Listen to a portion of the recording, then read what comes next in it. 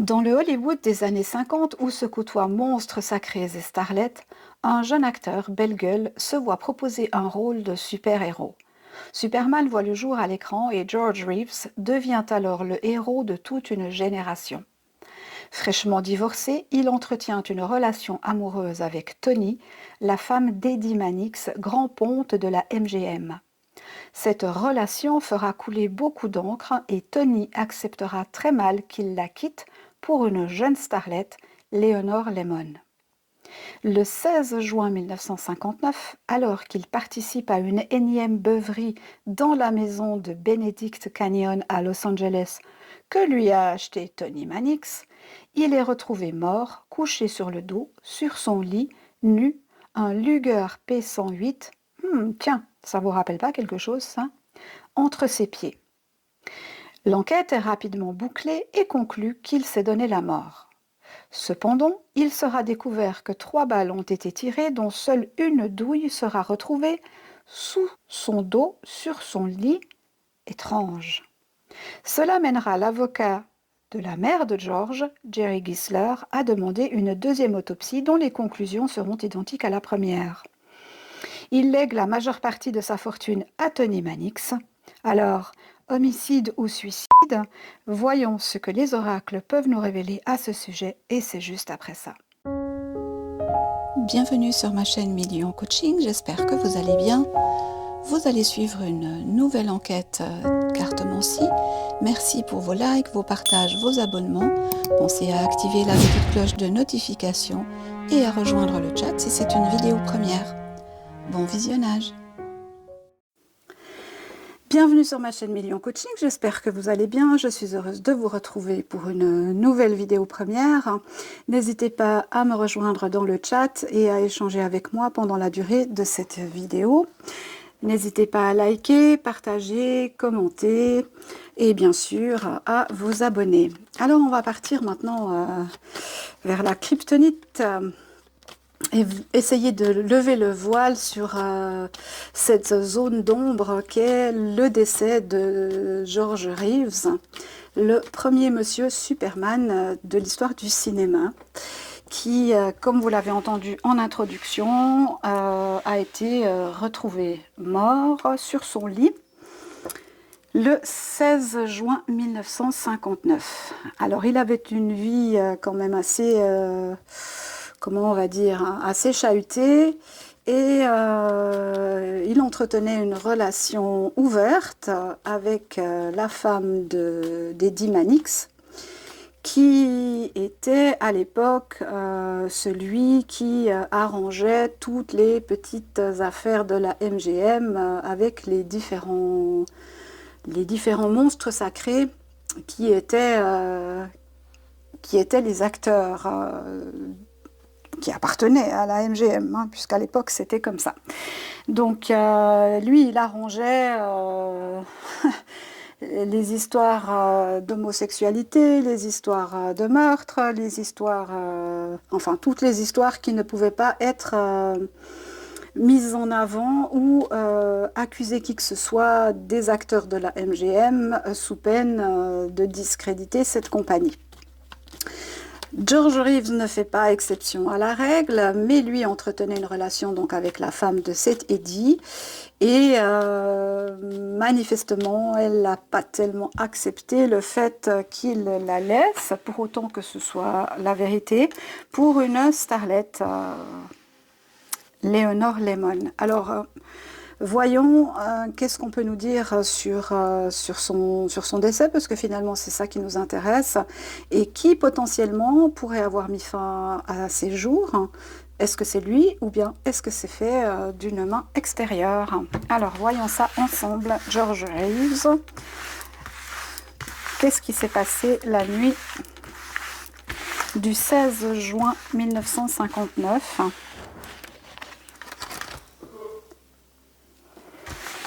Alors, voyons ensemble. George Reeves, qu'est-ce qui s'est passé?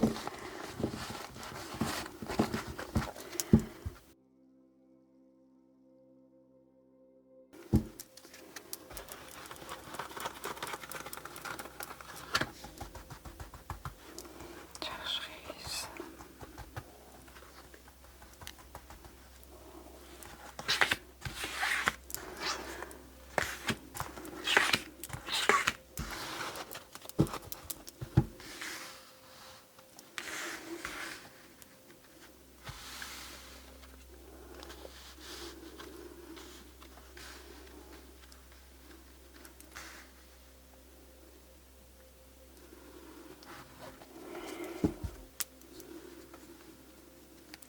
Tiens, la justice inversée. On a quelque chose qui n'est pas clair ou que la justice n'a pas réussi à démêler puisqu'elle est à l'envers. Une notion d'équilibre ou de perte d'équilibre, en tout cas quelque chose qui n'est pas dans les règles de l'art. Ok. Ah, ça date, effectivement. Cette affaire date, ça fait 74 ans. Hein. Donc évidemment... les enquêtes policières de l'époque n'étaient pas ce qu'elles sont actuellement, c'est certain. Ok.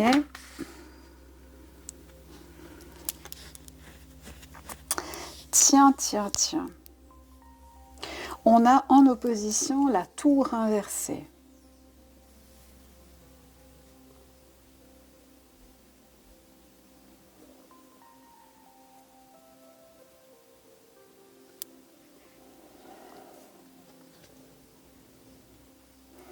On pourrait nous parler ici effectivement de coups de feu, en tout cas de feu, ça c'est clair, mais c'est étrange parce qu'elle est inversée. Ok, je continue. Tout n'a pas été révélé, effectivement, il y a des zones d'ombre sur cette affaire, ou en tout cas des choses que la justice n'a pas réussi à mettre à jour.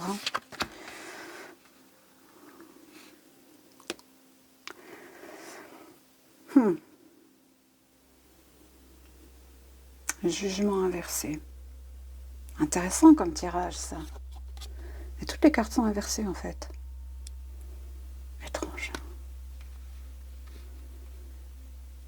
Donc on nous parle d'une star, on nous parle de quelqu'un qui avait des rêves encore, qui avait des projets. Hein. Donc l'idée qu'il aurait pu se donner la mort me semble ici, à la vue du tirage, fort peu probable. Alors il y a une deuxième lecture qui pourrait être possible si on part de ce postulat qu'il a mis fin à ses jours, ce qui ne semble pas être le cas ici, mais on va développer. Il peut avoir eu des ennuis avec la justice sur le moment, ou en tout cas dans sa période, ou ne plus se trouver suffisamment, comment je vais dire, mis en valeur par le cinéma, ou peut-être vouloir arrêter ce rôle-là et changer de personnage, mais on sait combien c'est difficile, une fois qu'on a incarné le personnage de quelqu'un à l'écran, de changer, de devenir quelqu'un d'autre à l'image, au regard du public, c'est extrêmement compliqué. Et cette carte ici peut nous indiquer ça, en fait. Le fait qu'il soit arrivé un peu en bout de course de cette affaire Superman et qu'il ait eu envie de changer de rôle, de se remettre au goût du jour, si j'ose dire. Hein. Et ça, manifestement, ne convenait pas à certaines personnes, ou en tout cas n'a pas eu la réussite qu'il souhaitait avoir. Ça, c'est pas impossible. Mais on maintient quand même ici qu'il y a des choses cachées, et notamment des choses cachées en rapport avec une femme, à tout le moins. On nous parle ici aussi de l'étoile, donc on a une jeune femme qui verse deux jarres dans l'eau, on a un dauphin, donc on a une représentation de la jeunesse, on a une représentation de l'espoir qu'il y a encore dans la vie ou dans les choses à accomplir. Donc ça me paraît peu probable qu'il ait été, comme certains le disent, déprimé au point de vouloir attenter à ses jours. Bon, on va ouvrir le jeu encore et on verra ce que ça nous donne. Hein. Alors, George Reeves. Mais ça peut nous représenter cette jeune starlette par opposition à la papesse La papesse qui lui a tout donné et qui se retrouve évincée par une jeune gazelle. Hein. Alors, George Reeves, qu'est-ce qui s'est passé la nuit où il est mort?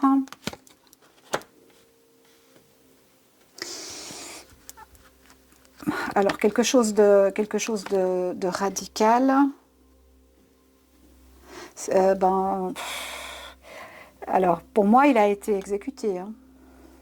Si je vois ça comme ça, je me dis, il a été exécuté.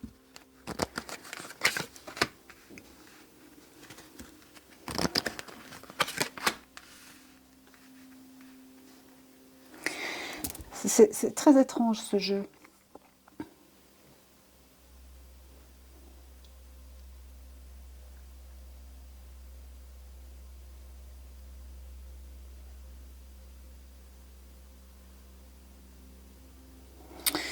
C'est très étrange parce qu'ici on a ce personnage qui veut aller de l'avant et puis avec le jugement ici on pourrait avoir effectivement cette impression qu'il ne trouve pas de nouveaux contrats ou de nouveaux rôles qui sont à son image ou qui pourraient l'aider à sortir de ce personnage de Superman. Hein.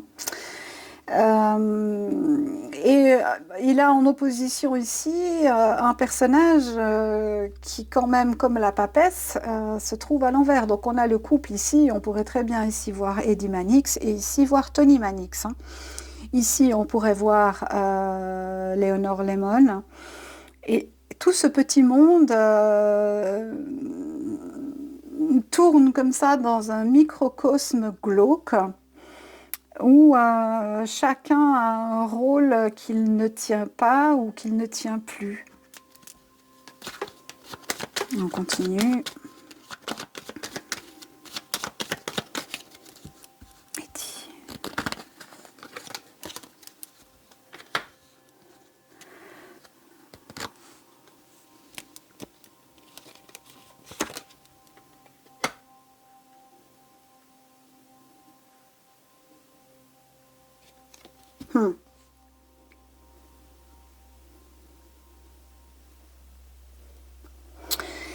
C'est comme si on avait voulu l'empêcher de retrouver la lumière, de retrouver le bonheur. Hein. À mon avis, de ce que je vois ici, on va voir avec un autre jeu après, mais de ce que je vois ici, cette femme-là a certainement un rôle à jouer dans l'affaire. Qu'est-ce qu'on a ici? Ouais. Eh oui, eh oui, eh oui, eh oui. Pas contente du tout que George Reeves ait une relation avec cette nouvelle femme, jeune, jolie. Oui.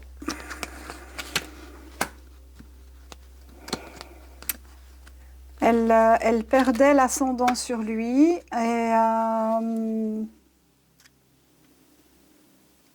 et ça lui faisait perdre son équilibre. Moi, je pense qu'elle était clairement amoureuse de ce monsieur et que lui avait besoin de se dégager de l'emprise de cette femme, sans y réussir vraiment complètement, à mon avis, de ce que je vois là.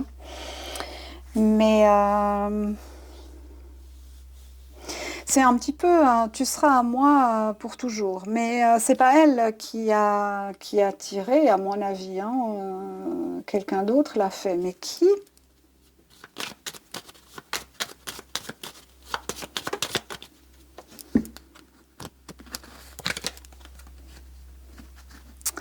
Qui?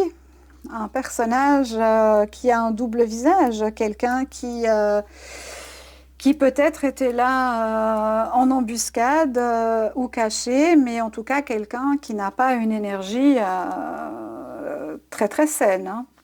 Ok, bon, on va voir avec un autre jeu. Déjà, ce qu'on peut dire, c'est qu'il ne s'est pas donné la mort. Alors, voyons avec l'oracle tournesol.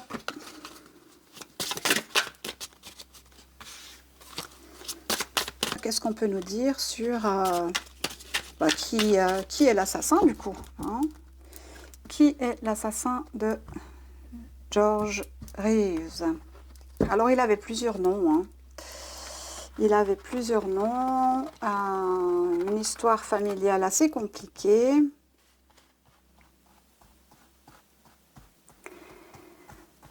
George Reeves, qui a assassiné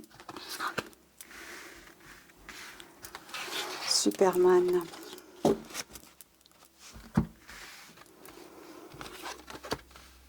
Qui a assassiné Superman?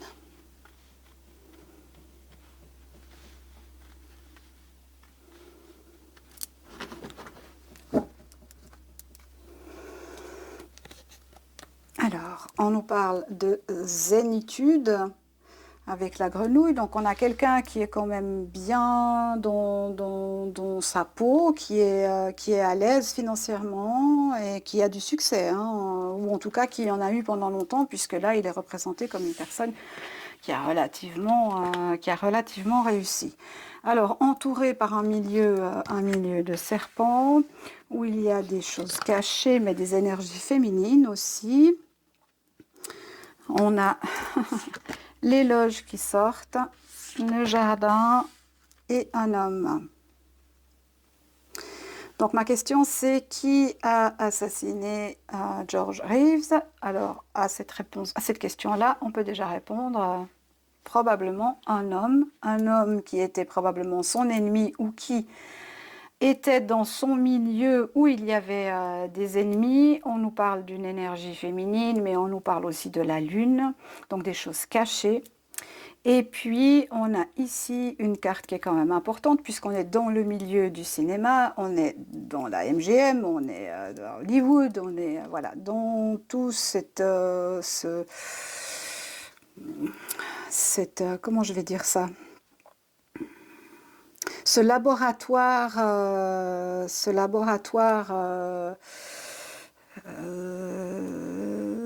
comment je vais dire ça? Le mot m'échappe, je ne sais pas comment le dire pour que ça passe en fait. Voilà, l'éloge.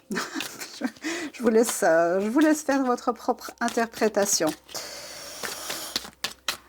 Alors, est-ce qu'on peut nous préciser un petit peu qui a tiré avec ce Luger P108? Qui a tiré avec ce Luger P108? D'ailleurs, on retrouve un Luger dans la tuerie de Chevaline. On retrouve une arme de même type dans l'affaire, sauf erreur de ma part, si les informations que j'ai lues sont correctes, dans l'affaire de Pierre Goldman, donc le frère de Jean-Jacques. On retrouve une arme similaire dans l'affaire Xavier Baligan. Et c'est pas anodin. Ce n'est pas anodin.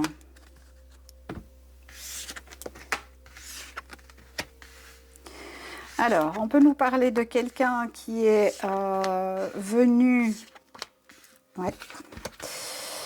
Donc, les coups de feu ont bien été tirés dans la maison. C'est ce que j'avais le doute tout à l'heure parce que la carte était à l'envers. Mais les coups de feu, on a la même chose là. Les coups de feu ont bien été tirés dans la maison. On nous parle du réseau.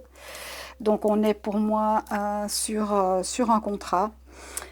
Quelqu'un qui est du pays, donc c'est pas quelqu'un qui est venu de l'étranger, c'est quelqu'un qui est venu de façon rapide. Et on nous donne la lettre V pour vague. Alors, est-ce qu'il ne fallait pas faire des vagues? Et pour arrêter de faire des vagues, il fallait que ce monsieur disparaisse. C'est pas impossible du tout, hein. Mais en tout cas, clairement, on a quelqu'un qui vient de l'extérieur, mais qui est un habitant du pays, donc un Américain. Peu importe ses origines, hein. Continue. Alors, est-ce que vous les voyez toutes? Attendez, je vais les monter un petit peu.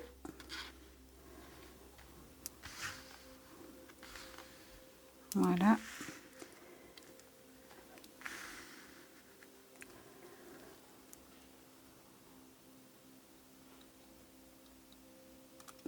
Peut-être que vous voyez mieux comme ça. Voilà.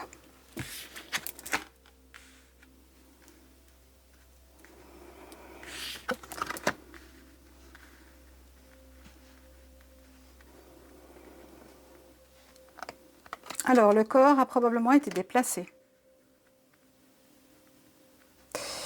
Le corps a probablement été déplacé.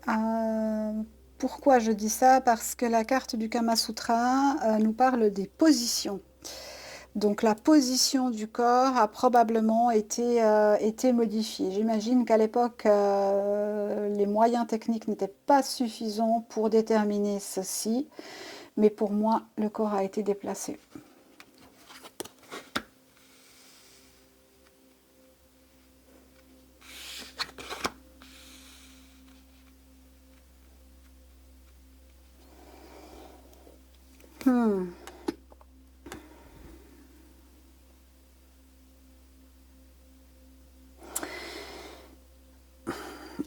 Plusieurs choses ici.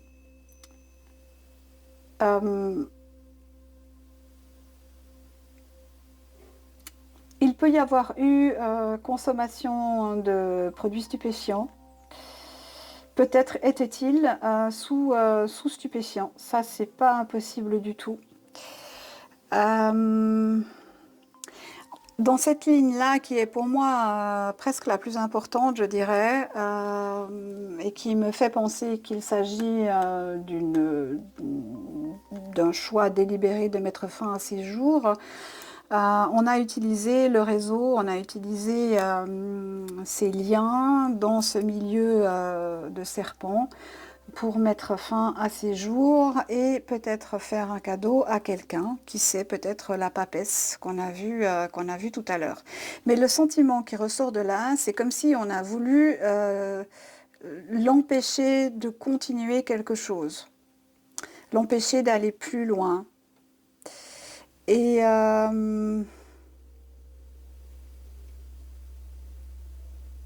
c'est un peu comme si, puisque je ne t'ai pas, personne ne t'aura. C'est un peu cette impression que j'ai moi.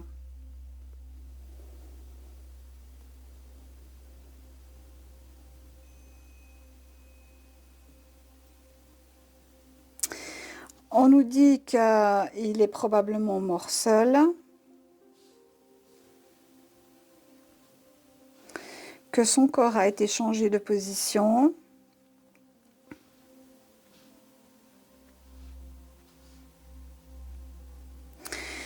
qu'il était probablement sous l'emprise ou d'alcool ou de stupéfiants.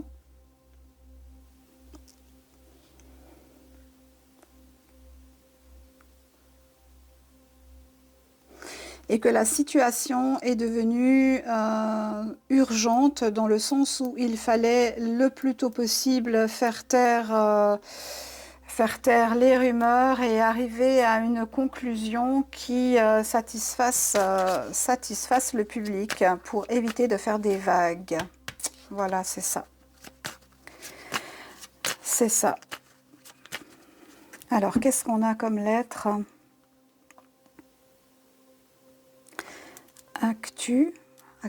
Actuel,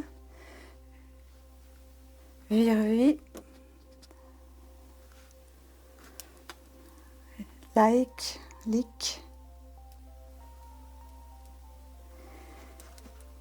ça nous donne rien, on continue.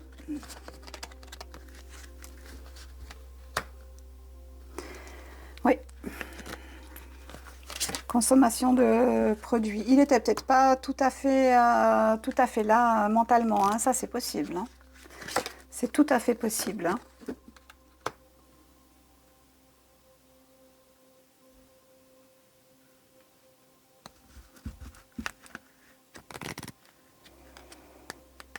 On a la recherche d'équilibre. Pourquoi est-ce qu'on a la recherche d'équilibre ?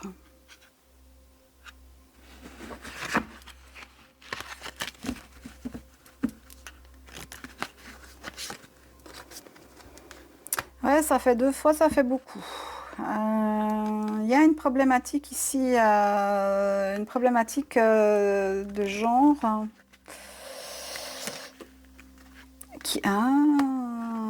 D'accord, d'accord, d'accord. Alors, on avait peut-être des petits secrets, là, hein.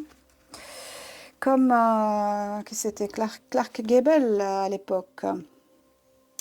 Ou bien Richard Burton.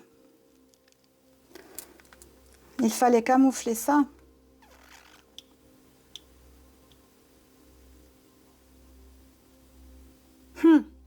Alors ça donne une autre dimension. J'ai eu un doute avec le Paul Hewson, hein, parce qu'il y a une carte dans le Paul Hewson qui me fait toujours penser à ça, qui me met le doute par rapport à ça. Je me disais que c'était pas, ça avait pas l'air d'être le genre, hein. Ouais, un écran de fumée là-dessus, hein.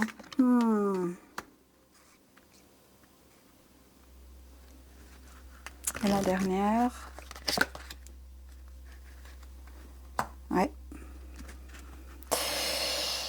Alors, pour moi, de toute façon, quelqu'un a mis fin à ses jours. On va aller revérifier ça avec un dernier jeu. Mais pour moi, quelqu'un a mis fin à ses jours, hein, pour éviter le tumulte. Alors, est-ce qu'il y avait des relations de même genre? Ça, c'est tout à fait possible. C'est tout à fait possible. Et il fallait mettre un écran de fumée là-dessus. C'était caché. Et comme je vous disais tout à l'heure, Eddie Mannix, voilà, lui, c'était celui qui empêchait ses affaires de sortir. C'était son job, hein, à la MGM. Donc, en plus, toute la fortune de George a été léguée à la femme de d'Eddie Mannix, hein. Donc, c'est un win-win, hein, si on veut bien.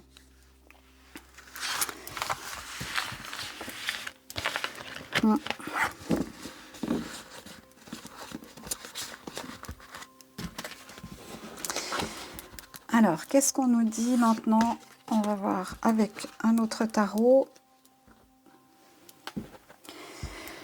Ah, on a un petit peu des énergies qui se promènent là.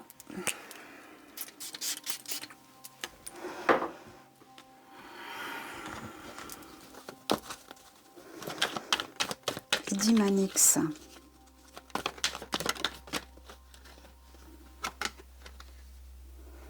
Ignorance. Ignorance, ignorance. Pourquoi je dis Eddie Mannix?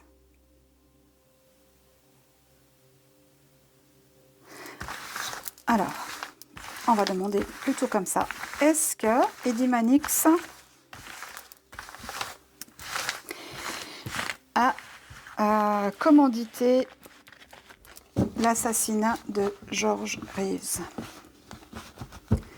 Est-ce que Eddie Mannix a commandité l'assassinat de George Reeves? Voyons, hein, ce que ça répond. Est-ce que Eddie Mannix a commandité l'assassinat de George Reeves? Moi, j'en ai quand même un peu trop là, hein. Bon, ok, on va faire comme ça.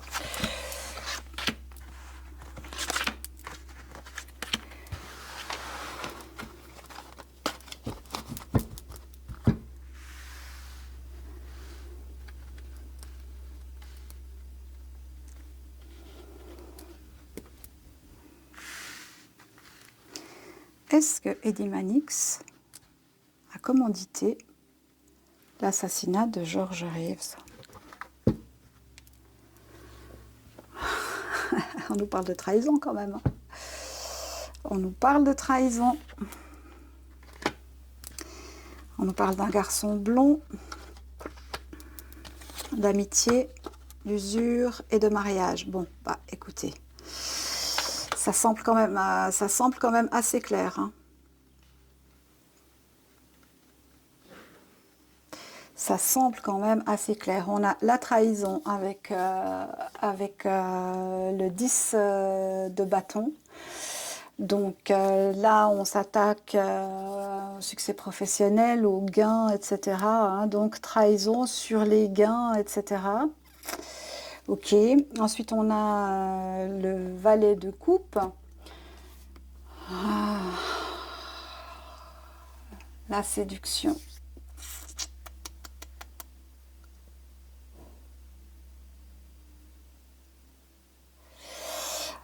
La séduction, la famille, un jeune garçon blond, de l'amitié, de l'usure et un mariage.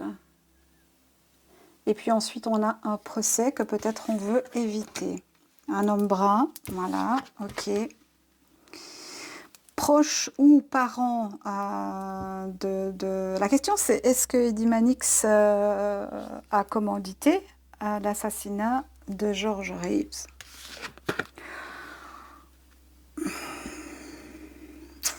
Comment vous dire?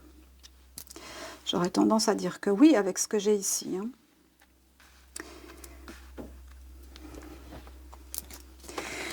On nous parle d'un garçon blond qui peut avoir été proche de ces personnages-là. Hein.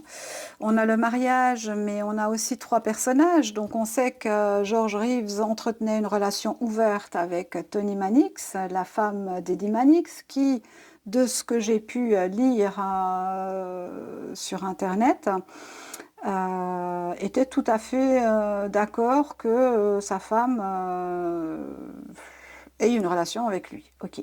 On a l'usure, on voit qu'il y a quand même une notion de récupérer soit de l'argent, soit du pouvoir ou de la notoriété. Et c'est un petit peu à double sens en fait. Hein. Autant Georges tirait profit de cette femme, autant Eddie Mannix pouvait tirer profit de la relation de sa femme avec Georges. C'est ambigu tout ça, hein. Mais en tout état de cause, on a voulu éviter un procès. Alors un procès pourquoi ? Ensuite, on a un homme brun. Ici, pour moi, eh bien, ça me parlerait plutôt d'Eddie Mannix, mais à voir. Et puis, on a l'espion, hein, on a le valet d'épée qui arrive. Quelqu'un de plutôt intelligent, quelqu'un de plutôt jeune, et puis qui vient probablement tuer Georges. Hein.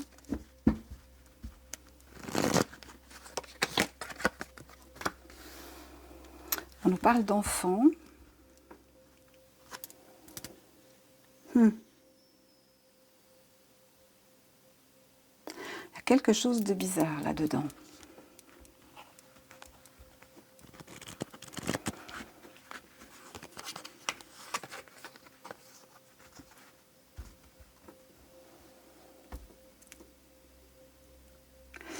On pourrait extrapoler et dire qu'ici, l'espion, qui possiblement est un garçon blond, a pu être payé pour commettre quelque chose. Ensuite, on a les plantes, on a l'eau. Ok. L'eau, laisser couler l'eau. On a le désir. Ah, c'est quand même intéressant ça. On a la folie, quelqu'un qui devient fou après cette affaire, quelqu'un qui perd la tête.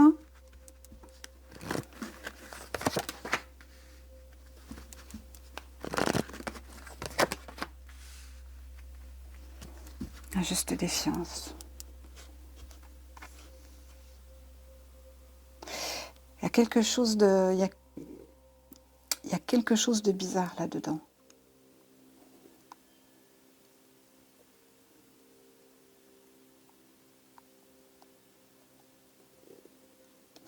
Qu'est-ce qu'on essaye de me dire ?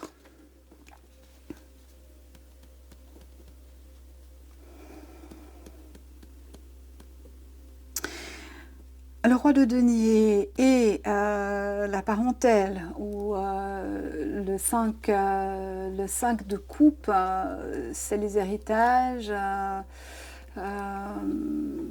c'est les choix affectifs.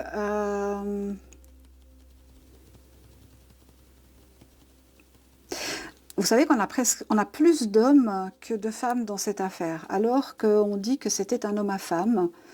Manifestement...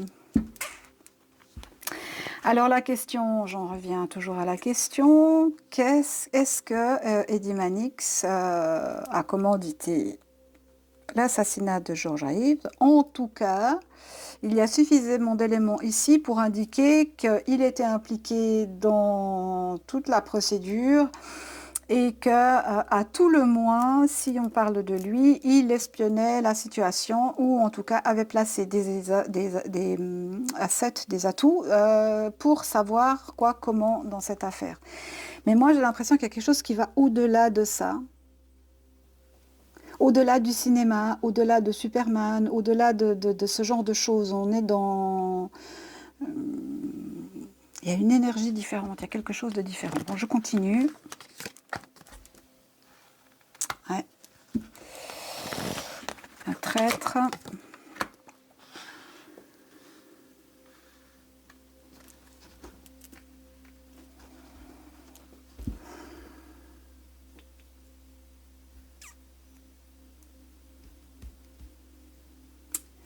Un traître dans la maison. Donc, il y avait quelqu'un dans la maison, ce fameux 16 juin 1959, qui était un traître et qui a commis un acte de folie.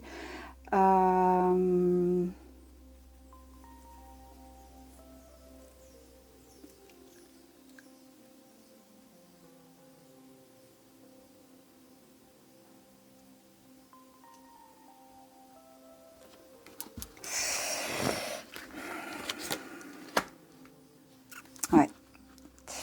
Et qui a donné la mort. Ok, donc il ne s'est pas auto-infligé une balle. Hein. C'est pas ça. Ça c'est le narratif qu'on a voulu donner pour calmer les choses, mais c'est pas du tout ce qui s'est passé. Hein.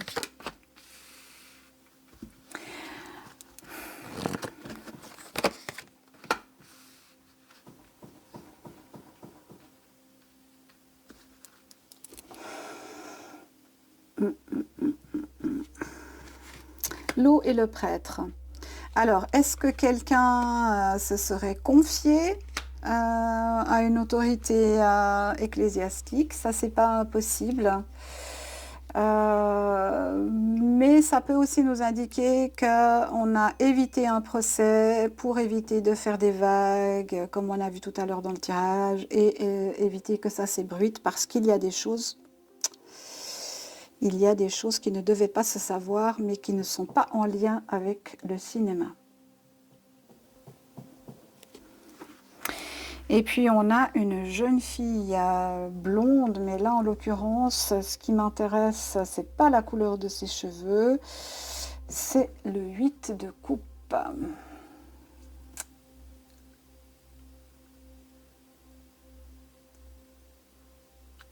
Parce qu'on a quand même la fin d'une relation ici. Juste défiance, la fin d'une relation.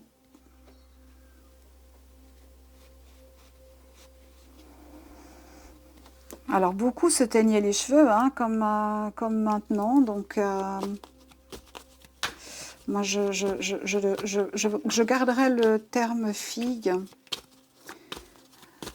et je me focaliserai sur le fait que là il s'agit d'une rupture. Oui. Qu'est-ce qui est sous-jacent et qu'on ne me dit pas? On retombe sur le jugement, comme on a eu tout à l'heure. Donc, pour moi, c'est une exécution qui a été couronnée de succès, puisque ce monsieur est décédé. Couronnée de succès aussi parce qu'il n'y a pas eu de procès. Qu'il y a eu du parfait contentement financier, puisque l'héritage de ce monsieur a été légué à Tony Mannix. Qu'on touche à de la friponnerie.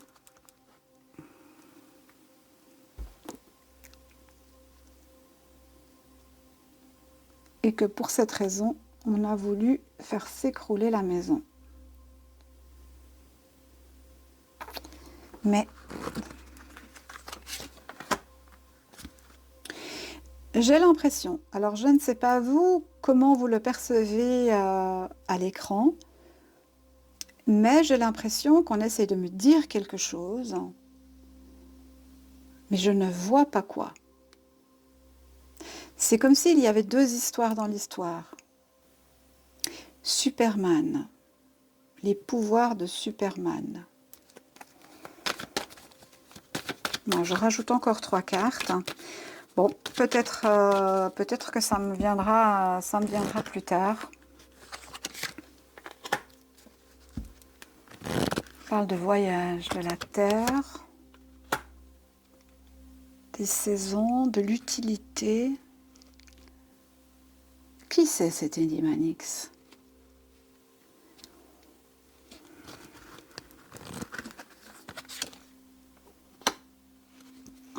Un mal certain. Tac, tac, tac, tac, tac.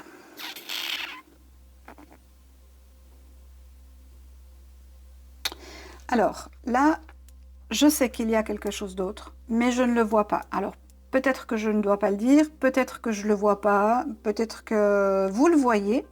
Si c'est le cas, mettez-moi ça en commentaire, vraiment, ça m'intéresse. Parce que, voilà, je sens qu'il y a quelque chose, mais j'arrive pas à mettre le doigt dessus. Voilà, si vous, vous y arrivez, n'hésitez pas à me le mettre en commentaire.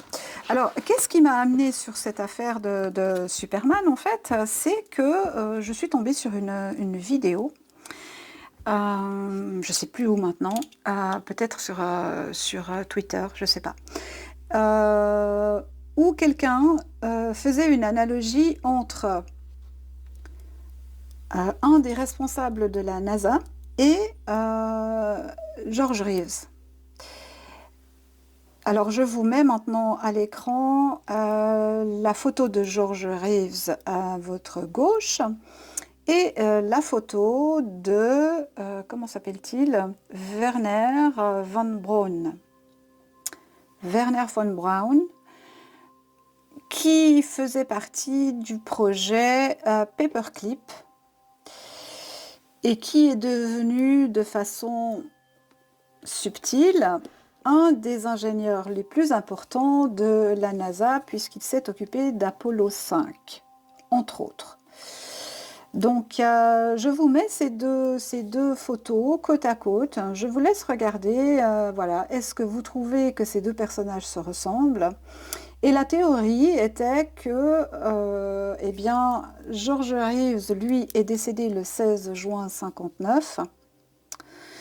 Et peu de temps après, ce Werner von Braun a été nommé à la tête de la NASA et ça laissait supposer que...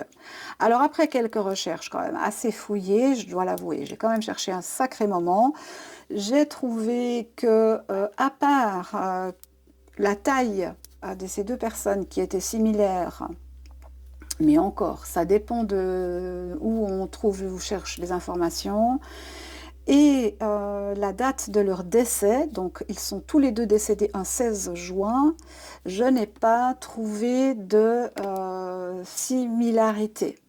Alors, est-ce que les choses ont été modifiées? Je ne sais pas, mais en tout cas, les tournages de George Reeves ont commencé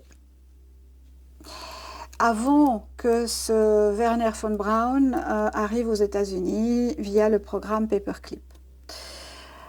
Quel est votre avis? Qu'est-ce que vous en pensez? Est-ce que c'est quelque chose dont vous avez déjà entendu parler? Voilà, mettez-moi ça en commentaire. Alors, avec ça, je crois que j'en ai terminé pour ce cas-là. Je vous remercie d'avoir participé au chat. Je remercie Carole pour la modération. Et je vous retrouve très prochainement pour une nouvelle vidéo. Pendant ce temps-là, prenez soin de vous, prenez soin de vos proches. Restez bien sur votre base. Les choses doivent se faire et on doit absolument traverser ce tumulte. On n'a pas le choix. N'oubliez pas, qui ne dit mot consent. À très bientôt. Merci. Au revoir. Merci d'avoir visionné cette vidéo, merci pour vos likes, vos partages, vos commentaires, ça aide au référencement. Et si vous êtes intéressé par mes oracles, eh bien vous avez la possibilité de commander l'oracle tournesol ou l'oracle orientis ou les deux selon vos souhaits en vous rendant sous la description de la vidéo et en cliquant sur le lien makeplayingcards.com. Merci, à bientôt.